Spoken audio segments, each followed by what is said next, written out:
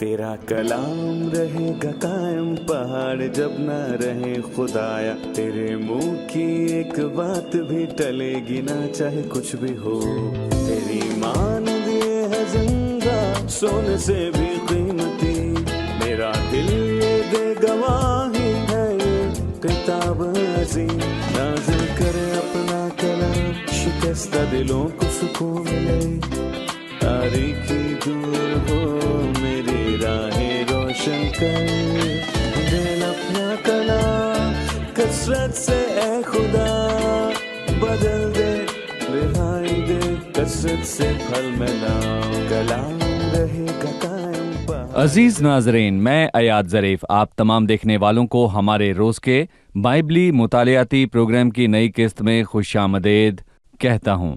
عزیزو، ابھی ہم تھسلنیکیوں کے نام پہلے خط کے دوسرے باب کا مطالعہ کر رہے ہیں، اور آج ہم 7 تا 12 آیات کا مطالعہ کریں گے، اور آج کی قسط میں ہم خادم پولس رسول سے ملیں گے، جس نے تھسلنیکے کے ایمانداروں کے درمیان ماں اور باپ دونوں کا کردار ادا کیا۔ عزیزو، ایک خادم کو ایسا ہونا چاہیے۔ آج کے پروگرام کا آغاز کرنے سے پہلے میں اسٹوڈیو میں آئے خدا کے خادمین کا خیر مقدم کروں گا، بھائی ایلیا کرولس اور بھائی اسحاق ایلیا کا۔ آپ دونوں کو خوش آمدید۔ جی شکریہ۔ اور اسٹوڈیو میں آئے دیگر مہمانوں کو بھی خوش آمدید۔ ناظرین، ہم ایک چھوٹے سے وقفے کے بعد مطالعے کا باقاعدہ آغاز کریں گے۔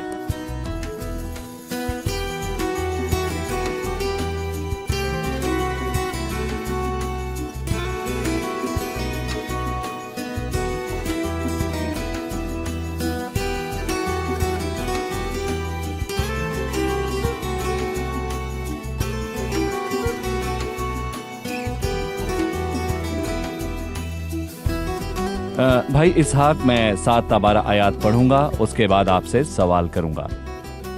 7ویں آیت سے پولس کہتا ہے، بلکہ نرمی کے ساتھ ایک ماں کی طرح جو اپنے بچوں کو پالتی ہے تمہارے ساتھ رہے، اور ہماری چاہت تمہارے لیے اس قدر بڑھ گئی کہ نہ صرف خدا کی خوشخبری بلکہ اپنی جان بھی تمہیں دے دینے کے لیے راضی تھے، کیونکہ اے بھائیوں اور بہنوں، تمہیں یاد ہوگا کہ کس طرح ہم نے دن رات محنت مزدوری کی تاکہ تم میں سے کسی پر بوجھ نہ بنے، تمہارے درمیان خدا کی خوشخبری کی منادی کی۔ تم اس بات کے گواہ ہو، اور خدا بھی، کہ ہم ایمان لانے والوں کے ساتھ کس قدر پاکیزگی، راست بازی اور بے عیبی کے ساتھ پیش آئے۔ چنانچہ تم جانتے ہو کہ جس طرح باپ اپنے بچوں کے ساتھ پیش آتا ہے، اسی طرح ہم بھی تم میں سے ہر ایک کو نصیحت کرتے اور دلاسا دیتے اور سمجھاتے رہے، تاکہ تم خدا کے لائق زندگی بسر کرو جو تمہیں اپنے جلال اور بادشاہی کے لیے بلاتا ہے۔ 7ویں آیت تھسلنیکے کے ایمانداروں کے درمیان پولس کے کردار بطور پالنے والی ماں کے ظاہر کرتی ہے۔ اس میں آپ کیا دیکھتے ہیں بھائی اسحاق؟ میں خوبصورت تصاویر کے درمیان ایک تصویر کو دیکھتا ہوں جو دوسرے باب کی 1 تا 12 آیت میں ہمارے سامنے ہے۔ شاید اس خادم کی یہاں 8 تصویریں ہیں، اور گزشتہ ایک ساتھ میں ہم نے 2 تصاویر کو دیکھا۔ ہم نے دیکھا کہ وہ ایک دکھی مسافر ہے، اس نے تسالونیکے تک پہنچتے ہوئے فلپی میں بہت سے دکھ اٹھائے۔ ہم نے یہ بھی دیکھا کہ اس شخص کو خوشخبری کی منادی عطا کی گئی جو کہ وہ سچائی سے کرتا تھا، اور ان 8 تصاویر میں سے ایک تصویر ایک پالنے والی ماں کی تصویر ہے۔ دراصل مجھے خوشی ہے کہ بائبل درست ہے، یہاں تک کہ وہ کہتا ہے کہ پالنے والی ماں کی طرح، لیکن وہ نہیں کہتا کہ بطور ایک ماں، کیونکہ ایماندار خادموں سے پیدا نہیں ہوئے، نہ ہی وہ کلیسیا کے فرزند ہیں، بلکہ پولس رسول کہتا ہے تم ہمیشہ کی زندگی کے لیے نئے سرے سے پیدا ہوئے ہو، زندہ اور ہمیشہ تک قائم رہنے والے کلام کے بیچ سے۔ بطور ایماندار میں خدا کے کلام سے پیدا ہوا، لیکن پولس رسول یہاں ایک پالنے والی ماں کی طرح ہے۔ یہ ایک بہت خوبصورت بات ہے۔ پالنے والی ایسی کوئی ماں نہیں جو اپنے بچے کے ساتھ سختی سے پیش۔ وہ کہتا ہے کہ ہماری چاہت اس لیے اس قدر بڑھ گئی کہ وہ جانتا ہے کہ یہ چھوٹے ایماندار ہیں۔ یہاں ہم ایک چرواہے کی روح کو دیکھ سکتے ہیں جبکہ وہ ننھی جانوروں کو چروا رہا ہے۔ وہ چھوٹے ایماندار ہیں جو ایماندار کے بطور ایک سادہ سے الفاظ میں وہ بے حد نازک ہیں۔ وہ سخت الفاظ کی برداشت نہیں کر سکتے، وہ سخت سرزش برداشت نہیں کر سکتے، لیکن ایک پالنے والی ماں ساری رات جاگتی بھی ہے اور کسی بھی وقت میسر ہونے کو تیار رہتی ہے۔ तीसरी बात ये कि एक पालने वाली माँ दूध को मुतारिफ करवाती है, वो नामौलूद नन्ही जानों की खालिश रूहानी दूध की ज़रूरत ताकि वो बढ़ें, जो कि खुदा का कलाम है, और पालने वाली माँ अपना आप तक देती है। इसलिए वो यहाँ बिल्कुल ये बात करता है कि बल्कि नरमी के साथ तुम्हारे साथ रहे। नरमी के साथ हमारी चाहत तुम्हारे लिए इस कदर बढ़ गई कि ना सिर्फ खुदा की खुशखबरी, हालांकि जो कुछ उसने किया वो बहुत था, वो ना सिर्फ अपना सब कुछ बल्कि अपना आप तक देने को तैयार है। ना सिर्फ जो कुछ उसके पास है बल्कि खुद को ही देता है। दरअसल ये एक मिसाली खादिम का अक्स है। ना सिर्फ जो कुछ उसके पास है, जो कुछ मसीह को तकलीद करता है, जिसने वही ना दिया जो उसके पास था, बल्कि उसने अपना सब कुछ उसको अता कर दिया। और आप देख सकते हैं कि यही मसीह की मोहब्बत है। एक पालने वाली माँ इसलिए मुमताज है क्योंकि वो सिर्फ देती है, कुछ लेती नहीं। बिल्कुल सही। और यीशु मसीह की वो बात याद है कि देना लेने से मुबारक है। भाई एलिया, इसके बाद 8वीं और 9वीं आयत उसकी उनके लिए चाहत और जज्बात की इक्कासी करती है। हमारी चाहत तुम्हारे लिए इस कदर बढ़ गई कि ना सिर्फ खुदा की खुशखबरी बल्कि अपनी जान भी तुम्हें देने के लिए राजी थे, क्योंकि तुम हमें इस कदर प्यारे हो गए। क्योंकि भाई और बहनों, तुम्हें याद होगा कि किस तरह हमने दिन रात मेहनत मजदूरी की ताकि तुम में से किसी पर बोझ न बने। आप इन आयात पर रोशनी डालिए। पौलुस 7 मनफी बातें बताता है जो कि उसके अंदर बतौर एक खादिम होते हुए नहीं है, जो खादिम में नहीं होनी चाहिए। उसने पहले बताया कि हमारे अंदर मुनादी करना या झूठ बोलना, नापाकी या फरेब की बुनियाद पर नहीं, बल्कि वो हमें 9 मुस्बत बातें वाज़े तौर पर बताता है जो खादिम के अंदर होनी चाहिए, और पौलुस में वो तमाम खूबियां थीं।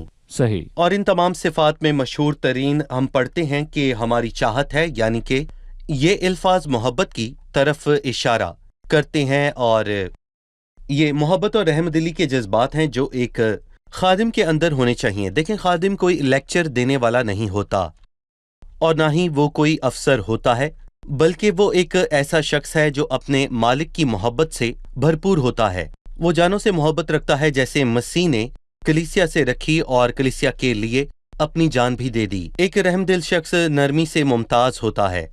और जब 2 औरतें सुलेमान बादशाह के आगे हाजिर हुईं और उनमें इस बात पर झगड़ा हुआ कि बच्चे की माँ कौन है, और सुलेमान बादशाह ने कहा, एक तलवार लाओ, हम इसके 2 हिस्से करते हैं। पर जो बच्चे की हकीकी माँ थी वो चिल्लाने लगी, खुदारा ऐसा न करो। और मैं कहूंगा कि बाइबल मुकद्दस में एक बहुत ही अच्छी बात लिखी है कि उसके दिल में बच्चे के लिए ममता थी। और एक खादिम नरम दिल रखता है और उसका दिल तरस से भरा हुआ होता है, मुसीबत ज़दा के लिए, काफले से बिछड़े हुए के लिए और ठोकर खाए हुए के लिए, और उसके लिए जो माली मुश्किलात का शिकार हो। एक खादिम को आंसुओं से भरा होना चाहिए। अमाल 20 में पौलुस रसूल कहता है कि आंसू बहा बहा कर हर एक को संभालने से बाज न आया। नरम दिली ना सिर्फ अल्फाज और जज्बात से जाहिर की जाती है बल्कि देना या खैरात करने से भी की जाती है।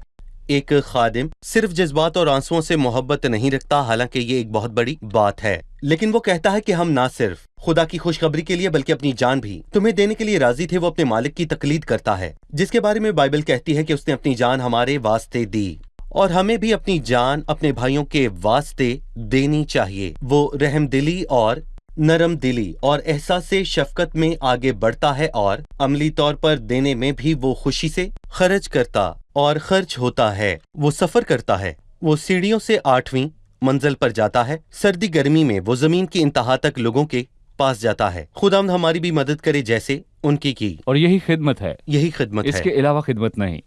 सही। हम एक वक्फे के बाद मुताले में आगे बढ़ेंगे। नाज़रीन, अभी हम एक रिपोर्ट देखेंगे, उसके बाद मुताले में आगे बढ़ेंगे। पौलुस रसूल थस्सलुनीके के ईमानदारों को लिखता है, क्योंकि ऐ भाइयों और बहनों, तुम्हें याद होगा कि किस तरह हमने दिन रात मेहनत मजदूरी की ताकि तुम में से किसी पर बोझ ना बने। तुम्हारे दरमियान खुदा की खुशखबरी की मुनादी की। मेहनत मजदूरी, दिन रात मेहनत मजदूरी की, ये वो काम है जो एक माँ करती है। एक मिसाल है कि आदमी तुलूहे आफताब से गुरूबे आफताब तक काम करता है, लेकिन एक माँ या एक औरत का काम कभी खत्म नहीं होता। एक माँ उजरत पर काम नहीं करती। और इस आयत में पौलुस रसूल कहता है कि उसने किसी मुआवजे की खातिर काम ना किया, और वो किसी भी तंजीम या पेशावर जमात से ताल्लुक ना रखता था। दोस्तों, क्या आपने सुना है कि माओं की एक जमात है जो माओं को 8 घंटे काम करने के लिए भेजती है? नहीं, माएं दिन रात काम करती हैं अपने घरों के लिए, अपने बच्चों के लिए। अजीजों, वक्फे के बाद हाजिर हैं। आइए पहले थस्सलुनीकियों के दूसरे बाब के मुताले में आगे बढ़ें। भाई इसहाक, 9वीं आयत के आखिर में पौलुस रसूल खिदमत में अपनी दयानत की बात करता है ताकि वो किसी पर बोझ ना बने। बताइए कि खिदमत के मौसर होने में दयानत का क्या किरदार है? एक सच्चा खादिम अपनी खिदमत में मौसर कैसे हो सकता है? अगर हम यही कह लें कि अल्फाज दयानत या सदाकत से मुराद एक आसूदा शख्स है, मेरा मानना है कि वो सब जाने खुदावंद खिदमत के लिए किसी भी तौर बुलाता है। भाई अयाद वो आसूदा लोग हैं और इन्हें कुछ नहीं चाहिए, और खुदावंद ने हमेशा कामयाब लोगों को चुना। खिदमत कुछ ऐसा नहीं है। देखिए, माजरत के साथ साफ साफ मैं कहूँगा कि उसके वसीला से नाकाम लोग कामयाब बने, या कोई ऐसा शख्स जिसके पास नौकरी नहीं उसे नौकरी मिली, या कोई ऐसा शख्स जिसकी आमदन अच्छी नहीं है वो उसे बेहतर बनाए और तरक्की करे। दरअसल ये सब कुछ ठीक नहीं है, ना ही पुराने अहदनामे में और ना ही नए अहदनामे में। और मसीह के मोहतरम शागिर्द, रसूल और खुदा के खादिम जिन्हें हम दोनों अहदनामों में देखते हैं, सब के सब मोहतरम लोग थे, वो नाकाम ना थे। मूसा को देख लें, उसके पास मिस्र में शान शौकत थी, लेकिन ईमानी से मूसा ने बड़े होकर फ़िरौन की बेटी का बेटा कहलाने से इनकार किया। उसके पास एक मुनफरिद मुकाम था और ऐसी शान शौकत थी जो किसी के पास ना थी, लेकिन उसने मसीह की खिदमत की खातिर अपने आप को कुर्बान कर दिया। हकीकी खादिम की खूबियाँ बताईं कि वो जलील किया जाएगा, वो चढ़ाया जाएगा, उतारा जाएगा, उसे जाने देंगे। सच कहूँ कि एक खादिम को माली तौर पर मुस्तकिम होना चाहिए, नफसियाती तौर पर भी, और हर काम को इखलाकी तौर पर भी। वो एक असूदा शख्स है। एक सच्चे खादिम के असूल देना लेने से मुबारक है। वो असूदा हाल है, उसे शहद के छत्ते से भी नफरत है, और साथ ही वो जानों के वास्ते अपने आप तक को दे देता है। तो खिदमत ये है। सही, मसीह जिसका नाम मुबारक है, एक सच्चा और मिसाली खादिम है जिसने अपना सब कुछ दे दिया। मसीह ने खुद को बेकीमत कर दिया, अपने आप को मौत के वास्ते उंडेल दिया। उसने अपने आप को खुश न किया बल्कि खुद को हलीम किया। मसीह ने अपना आप दिया, उसने अपने बारे में ना सोचा। मोहब्बत अपनी भलाई नहीं चाहती। सो एक खादिम को मसीह की मानिंद होना चाहिए, जो मिसाली खादिम है। चलिए हाजिन से जानते हैं उनका सवाल।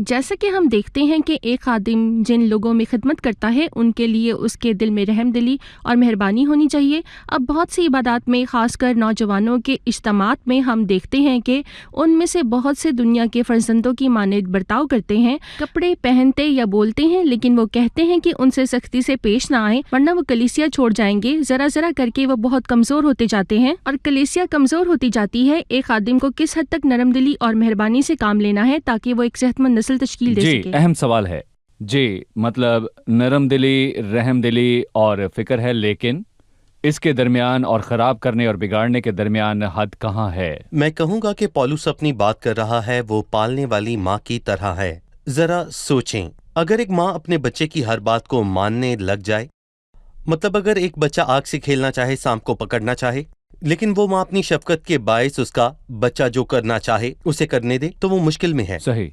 मोहब्बत का ये मतलब नहीं है कि हम सामने वाले को नुकसान उठाता देखकर खामोश रहें जी। और ये अच्छी बात है कि खादिम या संडे स्कूल टीचर या फिर कोई भी शफकत या फिर रहम दिली तो रखे, लेकिन साथ ही उन्हें खतरे और नुकसान से भी बचाए। पौलुस बहुत ही ज्यादा शफीक था।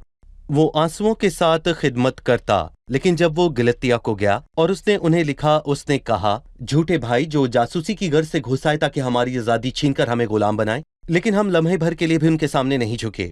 और जब उसने देखा कि पतरस हक की बात नहीं कर रहा और बाकियों से रयाकारी कर रहा है, तो उसने कहा, मैंने उसके मुंह पर उसको मलामत की क्योंकि उसने जो किया था वो ठीक नहीं था। खुदावंद मुझे खादम का सा शऊर बख्शे कि मोहब्बत करूं, सकून और शफीक हूं, पर मसीह की जात पर समझौता ना करूं। सही जी। हम कह सकते हैं भाई याद बहन के सवाल के सिलसिले में कि उस मसले के दो रुख हैं जवानों की क़ियादत में, खास करके और ज़ाहिरी सूरत में, और दोनों में मसला है।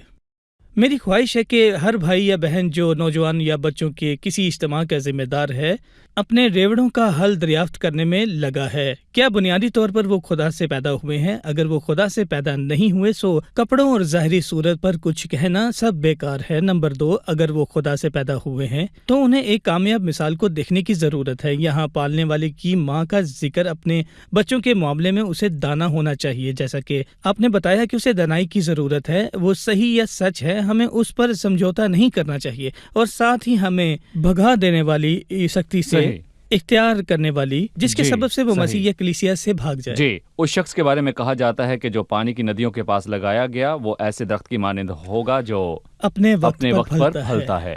جی، اپنے وقت پر پھلتا ہے۔ مسیح نے انہیں ملامت کی جو اس کے لائق تھے، اور ان پر ہمدردی کی جو اس کے لائق تھے۔ فقیہوں اور فریسیوں سے اس نے کہا تم پر افسوس، مزید یہ کہ اس نے کمزور اور جھکے ہوئے شخص کو اپنا ہاتھ بڑھا کر چھوا۔ ہم ایسا کب کرتے ہیں؟ جب ہمارے اندر مسیح کا ذہن اور مسیح کی روح آتی ہے۔ بھائی ایلیا 10ویں آیت میں کچھ ایسے الفاظ ہیں جن پر آپ کی میں رائے چاہتا ہوں۔ 10ویں آیت، تم اس بات کے گواہ ہو اور خدا بھی کہ ہم ایمان لانے والوں کے ساتھ کس قدر پاکیزگی، راست بازی اور بے عیبی کے ساتھ پیش آئے۔ میں پاکیزگی، راست بازی اور بے عیبی پر غور کرنا چاہوں گا، اور صحیح منادی کرنے اور ان سب باتوں پر جو ان آیات کے اندر ہیں۔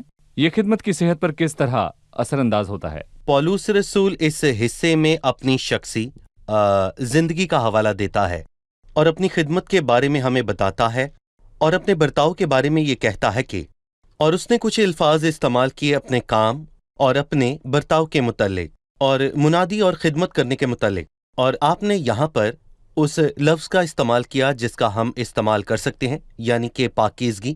پاکیزگی دراصل پرہیزگاری ہے، یا پھر میں کہوں گا کہ یہ خدا کا خوف یا پھر دینداری ہے۔ پولس رسول کی خدمت خدا کے خوف سے ممتاز ہے، اور وہ لوگوں سے بڑھ کر خدا کی فکر کرتا ہے، نہ صرف پاکیزگی جس کا مطلب ہے پرہیزگاری، بلکہ راست بازی۔ راست باز اوروں سے برتاؤ کے معاملے میں وہ اپنا برتاؤ درست رکھتا ہے۔ اس نے اپنے بیٹے تموتیوس کو بھی حکم دیا کہ میرے بیٹے خدا کی کلیسیا میں 5ویں باب میں وہ اس سے کہتا ہے کہ جوان عورتوں کے ساتھ پاکیزگی کا برتاؤ کر، لیکن میں کہوں گا کہ سب سے پہلے پاکیزگی اس کی خدا کے ساتھ تعلق میں ہے، اور راست بازی اس کے آس پاس کے لوگوں کے تعلق سے ہے۔ نہ صرف یہ بلکہ اس نے کہا کہ ہم تم میں بے عیبی سے پیش آتے ہیں۔ ہمارے دل میں کوئی عیب نہ تھا، نہ ہی کوئی کھوٹ تھا جو کہ خدا کی خدمت میں رکاوٹ بنتا۔ پھر وہ کہتا ہے کہ ہم تم کو نصیحت اور دلاسا دیتے رہے۔ پہلے وہ چلا، پھر اس نے خدمت کی، اور پھر اس نے نصیحت کی، اور جب خداوند یسوع نے اپنے شاگردوں کے پاؤں دھوئے تو اس نے بہت ہی خوبصورت بات کہی، اب تم ان باتوں کو جان گئے ہو۔ اور متی کے 5ویں باب میں اس نے کہا، لیکن جو ان پر عمل کرے گا اور ان پر عمل کرے گا وہ آسمان کی بادشاہی میں بڑا کہلائے گا۔ 5ویں اور 10ویں آیت میں جو لفظ لکھا ہے میں اس پر آپ کی رائے چاہتا ہوں۔ 10ویں آیت، تم اس بات کے گواہ ہو اور خدا بھی۔ 5ویں آیت ہے، نہ ہی کسی چیز کا لالچ کیا، خدا اس کا گواہ ہے۔ مطلب ایک شخص خدا کو گواہ بنا رہا ہے، یا خدا کی حضوری میں کھڑا ہوتا ہے اور خدا اسے دیکھتا ہے۔ اس خادم کے متعلق بتائیے جو خدا کے سامنے کھڑا ہوتا ہے اور ہر وقت خدا کی نظر میں رہتا ہے۔ کیسی شاندار بات ہے کہ خادم خداوند ہی کو اپنا گواہ بنائے۔ میرا پرکھنے والا خداوند ہے۔ میں اپنی خدمت کی گواہی اوروں سے طلب نہیں کرتا کہ ان کا میرے بارے میں کیا خیال ہے، کہ آپ نے مجھے پسند کیا، آپ کیا کہیں گے؟ لیکن جس نے پالوس کو جانچا وہ خدا تھا، اور اسی لیے اس نے کہا کہ میرا گواہ خدا ہے۔ اور نہ صرف یہ بلکہ خدا عملی زندگی میں بھی اس کا گواہ ہے۔ اس نے اس سے یہ بھی کہا کہ بھائیو تم میری زندگی سے واقف ہو۔ اور پھر اس نے افسس کے بھائیوں اور بزرگوں سے کہا، اعمال 20 میں نے تم کو سب باتیں دکھا دیں۔ یہ بہت عظیم بات ہے کہ خادم پہلے اپنے کمرے میں خدا کی گواہی لے جو اسے بتائے کہ تو راست ہے، اور لوگ بھی اس میں یہ نیک اور راست برتاؤ دیکھیں، جیسا کہ گیت کے بول ہیں، کیا تجھ میں یسوع نظر آتا ہے۔ शायद भाई आयत जब वो 5वीं आयत में कहता है कि ना ही किसी चीज़ का लालच किया, किसी चीज़ का लालच एक अंदरूनी चीज़ है जो बाहर से दिखाई नहीं देती, ये एक अंदरूनी मकसद होता है। सो वो कहता है कि खुदा गवाह है, लिहाजा खुदा छपी हुई बातों को देखता है। लेकिन 10वीं आयत में वो अमली बर्ताव की बात करता है। दरअसल कलाम कहता है कि तुम उस बात के गवाह हो और खुदा सही। भी ज़बरदस्त, तुम अमली सतह पर गवाह हो, क्योंकि कोई ये कह सकता है कि मेरे लिए सबसे अहम बात खुदा में मेरा ज़मीर है। सही। जी, हम देखना चाहते हैं खुदा दिलों के ख्यालात का गवाह है जी। और बाकी भी देखते हैं जी, उनका और वो बर्ताव जो गवाह है। जाहिर है। भाई इसहाक 11वीं आयत में इस बाब के पहले हिस्से के बाद वो बताता है कि उसका किरदार एक पालने वाली माँ का सा है। उसने नसीहत की, जिस तरह बाप अपने बच्चों के साथ पेश आता है उसी तरह हम भी तुम में से हर एक को समझते रहे। थेसलुनीके के ईमानदारों के लिए बतौर बाप उस किरदार को आप कैसे देखते हैं? उसमें मैं हदायत को देखता हूँ। अभी कुछ देर पहले हमने नरम दिली और तरबियत के माबैन तवाज़ुन और फ़र्क को जानने के हवाले से बातचीत की थी। यहाँ वो कहता है कि बाप अहम है। एक बाप का किरदार बच्चों को हौसला देना। बाप के लिए यूनानी में जो अल्फाज इस्तेमाल किया है, हवा, उसका मतलब सहारा और मदद और हौसला है। दरअसल खुदा ने फितरी तौर पर माँ और बाप दोनों को ही बच्चों के वास्ते रखा है। यहाँ पहली माँ वो है जो पालती पोसती है, लेकिन फिर बारी आती है बाप की जो हदायत देता है, तालीम और खबरदार करता है। ये सच है कि बच्चे अपने बाप से हमेशा सीखते हैं, उससे पेशतर के वो इसकी बातों को सीखें। वो उसके बर्ताव से सीखते हैं और वो उनके एक मिसाल होते हैं, वो उसके मुताबिक जीते हैं। यही 11वीं आयत और 10वीं आयत में भी है, आपस में जुड़ती है, जिस पर अभी हम बात कर रहे थे। सही। चलिए मेहमानों से उनका सवाल जानते हैं। सवाल कीजिए। मेरा सवाल 12वीं आयत से है कि जिंदगी बसर करने और बादशाही और जलाल की बुलाहट के दरमियान क्या ताल्लुक है? 12वीं आयत है ताकि तुम खुदा के लायक जिंदगी बसर करो जो तुम्हें अपने जलाल और बादशाही के लिए बुलाता है। उसने यहाँ बादशाही और जलाल का जिक्र किया, जिंदगी बसर करने के हवाले से क्यों किया? अगर हम इफ्सियों के खत को देखें तो मैं कहूंगा कि हमें इसका जवाब मिल जाएगा। इफ्सियों के खत में पौलुस पहले, दूसरे और तीसरे बाब में ईमानदारों से कहता है कि कलीसिया को मसीह के ताल्लुक के वसीले से बड़ा मुकाम मिला है कि हमें उसके साथ जलाया और उसके साथ बिठाया। पर कहाँ? आसमानी मुकाम में। फिर चौथे बाब में वो उनसे कहता है कि तुम्हारा मुकाम बड़ा है और तुम जलाल और बादशाही के वास्ते बुलाए गए हो। और इफ्सियों के चौथे बाब की शुरुआत में वो उन्हें बताता है, बस मैं जो खुदावंद में कैदी हूँ तुमसे इल्तमास करता हूँ कि उसके लायक चाल चलो, किसके? जिस बुलावे से तुम बुलाए गए हो और हमें बादशाही के लिए बुलाया गया है। हम जलाल के मुंतजिर हैं क्योंकि हमारा जलाल में खुदावंद के साथ अब्दी ताल्लुक है। हम उसके साथ जलाल में जाहिर होंगे। वो हमें चौथे बाब की 17वीं आयत में और इफ्सियों में ये बताता है कि इसलिए मैं ये कहता हूँ और खुदावंद में जताई देता हूँ कि जिस तरह गैर कौमें चलती हैं तुम आइंदा को उस तरह ना चलो। और फिर वो हमसे मोहब्बत में चलने की बात करता है आखिर तक। सो खुदावंद से जुड़े रहने और हमारी बुलाहट के पाक होने और खुदावंद की अजीम दावत हमें मजबूर करती है कि हम उन राहों पर चलें जो खुदावंद हमारे खुदा की राहें उन हैं। लोगों की मानंद जिए जिन्हें बादशाही और जलाल का बुलावा मिला है। अगर कोई शहजादा या सदर मुझे किसी शादी में दावत दे या अपने महल में रहने को बुलाए तो मैं क्या पहनूंगा, मैं किस तरह बर्ताव करूंगा, मैं किस तरह चलूंगा, मैं क्या खाऊंगा? मेरा ख्याल है भाई एलिया ने तसलीकियों से पहले 3 खतूत से एक का हवाला दिया जो कि इफ्सियों से है, फिलिपियों से अगला है, फिर किलसियों से जो कि वही बात करता है, सिर्फ पढ़ना नहीं। फिलिपियों 1:27 में लिखा है, सिर्फ ये करो कि तुम्हारा चाल चलन मसीह की खुशखबरी के मुआफिक हो जिस कदर अंजील की अजमत है। मुझे अपने चाल चलन से उससे हम आहंगी का इजहार करना है। और किलसियों के खत के पहले बाब में वो 10वीं आयत में कहता है ताकि तुम्हारा चाल चलन खुदावंद के लायक हो और उसको हर तरह से पसंद आए और तुम हर तरह के नेक काम का फल लगे और खुदा की पहचान में बढ़ते जाओ। और मेरा ख्याल है कि उसका ताल्लुक बादशाही की अमली इजहार से है और जलाल के अमली सबूत से है जिसमें दाखिल होने को हम हैं। मैं अपने आसपास के लोगों से कहता हूँ कि मैं खुदा का हूँ, अच्छा साबित करो। क्या तुम्हारा चाल चलन उसका सबूत देता है? तो इस बारे में जरा सोचिए। शुक्रिया, खुदावंद आपके साथ हो। अब हम जानेंगे कि मेहमानों ने क्या सीखा।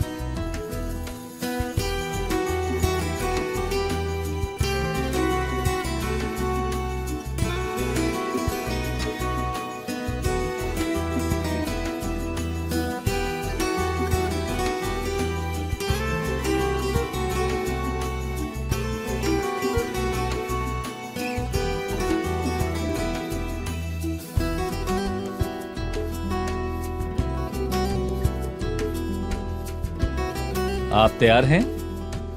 پولوس نے تھسلنیکے میں اپنی خدمت کے حوالے سے بتایا اور خود کو پالنے والی ماں سے تشبیہ دی۔ کیا کوئی مجھے بتا سکتا ہے کہ پالنے والی ماں کی طرح اس نے کیا کام کیا؟ دوسرے باب کے مطابق وہ 8ویں آیت میں وہ پالنے والی ماں کی بات واضح کرتا ہے، اور ہماری چاہت تمہارے لیے اس قدر بڑھ گئی کہ نہ صرف خدا کی خوشخبری بلکہ اپنی جان بھی تمہیں دے دینے کے لیے راضی تھے۔ وہ پالنے والی ماں کی نرمی اور شفاعت کی بات کرتا ہے، اور وہ نہ صرف انہیں خدا کی خوشخبری بلکہ اپنا آپ تک دے دینا چاہتا ہے۔ جیسا کہ بھائی ایلیا نے کہا کہ خادم کوئی لیکچر دینے والا نہیں بلکہ غلے کے لیے ایک رحم دل چرواہا ہے۔ صحیح۔ وہ باپ کے کردار کی وضاحت کرتا ہے بطور ایک باپ، ان میں اس کا کیا کردار تھا؟ ہم نے جانا کہ پالنے پوسنے والی نرمی چھوٹے ایمانداروں کے معاملے میں درکار ہے، لیکن ساتھ ہی ہدایت، مشورت اور خبرداری بھی درکار ہیں تاکہ جو توازن ہے وہ بھی برقرار رہے۔ باپ کا کام ہدایت کرنا ہے، جی بالکل، لیکن بطور ماں اپنا آپ ان کو دینا ہے۔ اس نے ان کو خود سے باز نہ رکھا۔ جی کیا کہیں گے؟ ٹھیک ہے، آمین۔ صحیح۔ اور اب میں آج کی قسط کا آخری سوال پوچھنا چاہوں گا۔ یہ بتائیے کہ خدا کے لائق زندگی بسر کرنے اور جلال اور بادشاہی میں کیا تعلق ہے؟ خدا کے لائق زندگی بسر کرنے سے کیا مراد ہے؟ دنیا میں بطور ایک حقیقی ایماندار ہوتے ہوئے اور مسیح کا سفیر ہوتے ہوئے مجھے اپنی زندگی اور چال چلن پر غور کرنا ہے، اور مجھے محتاط رہنا ہے کہ بطور ایماندار میرا برتاؤ کیسا ہے، اور یہ میرے آسمان پر جانے کی تیاری بھی ہے۔ جہاں میں جاتا ہوں مجھے ضرور اپنے چال چلن اور زندگی پر نگاہ رکھنی ہے۔ مطلب وہ زندگی بسر کرنی ہے جو اس جلال اور بادشاہی کے مطابق ہو جس کے لیے بلایا گیا ہے۔ کیا خیال ہے؟ ٹھیک ہے، زبردست۔ جی شکریہ، خداوند آپ کو برکت دے۔ اگلی قسط میں آپ سے پھر ملاقات ہوگی۔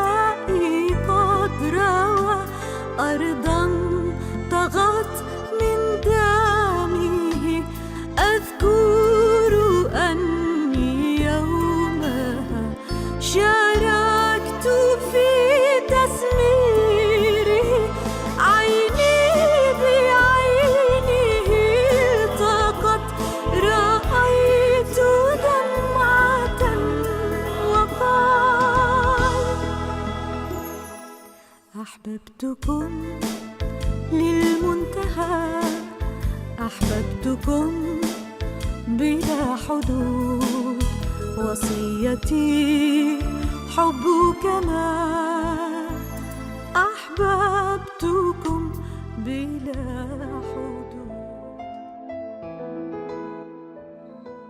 تیرا کلام رہے گا قائم پہاڑ جب نہ رہے خدایا، تیرے منہ کی ایک بات بھی ٹلے گی نہ چاہے کچھ بھی ہو، تیری مان دیے ہے زندہ سونے سے بھی قیمتی، میرا دل یہ دے گواہی ہے یہ کتاب عظیم، نازل کرے اپنا کلام شکستہ دلوں کو سکون ملے، تاریکی دور ہو میری راہیں روشن کر، دل اپنا کلام کثرت سے اے خدا بدل دے، رہائی دے کثرت سے پھل ملاؤ، کلام رہے گا قائم پہاڑ جب نہ رہے خدایا، تیرے منہ کی ایک بات بھی ٹلے گی نہ چاہے کچھ بھی ہو۔